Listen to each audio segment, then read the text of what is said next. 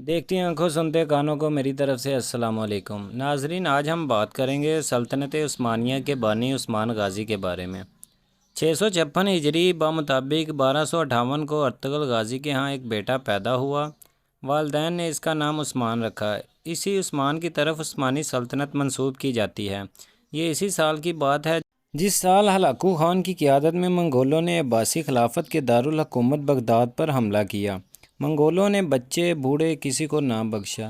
ان وحشیوں نے خون ریزی کی کہ خون گلیوں میں بارش کے پانی کی طرح بہتا تھا۔ یہ بہت بڑا واقعہ اور حادثہ تھا جس سے امت مسلمہ کو گزرنا پڑا۔ عثمان اول میں اعلیٰ قائدانہ صلاحیتیں موجود تھیں۔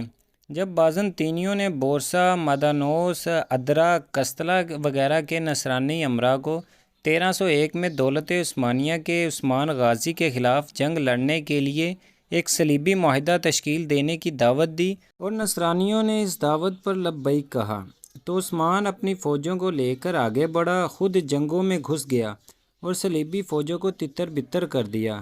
جب عثمان اپنی قوم کا رئیس اعظم مقرر ہوا تو اس نے بڑی دانائی کا مظاہرہ کیا اور سلطان علاؤ الدین کی نئی نصرانیوں کے خلاف مدد کی۔ بہت سے ناقابل شکست شہروں اور قلعوں کو فتح کرنے میں مدد کی۔ اسی وجہ سے سلجوقی فرمانروا سلطان علاؤ الدین نے اسے بڑی عزت دی اور اسے اپنے نام کا سکہ ڈھالنے اور اپنے ماتحت علاقوں میں اپنا نام کا خطبہ پڑھنے کی اجازت دی۔ عثمان کے زیر نگی علاقوں کے قریب بسنے والوں کو جب علم ہوا کہ وہ دین اسلام کا ایک مخلص سپاہی ہے تو وہ اس کی مدد کے لیے اس کے ساتھ شامل ہو گئے اور اسلامی ریاست کے ستونوں کو مستحکم کرنے کے لیے اٹھ کھڑے ہوئے۔ عثمان غازی میں صبر و استقامت بہت تھی۔ جب عثمان نے قلعوں اور شہروں کو فتح کرنا شروع کیا تو یہ صفت اس کی شخصیت میں بہت نمایاں ہو کر سامنے آئی۔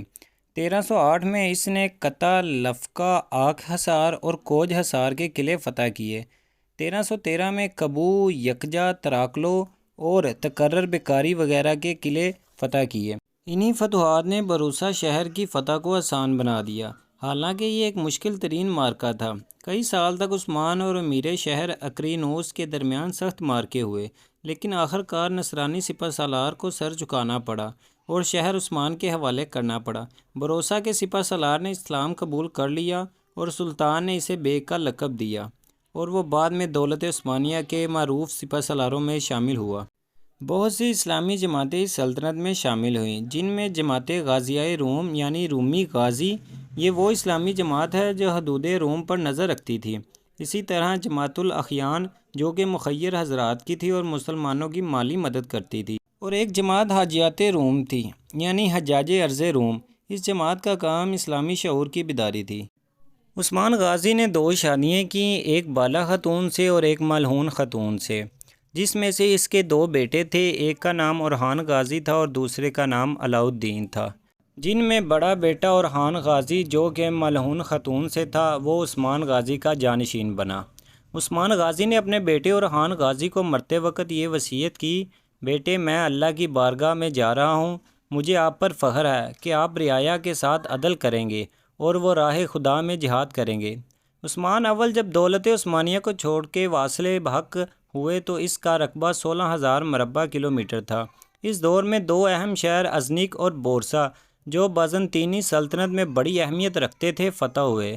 عثمان غازی 726 ہجری بمطابق 1327 کو اس فانی دنیا سے کوچ کر گئے۔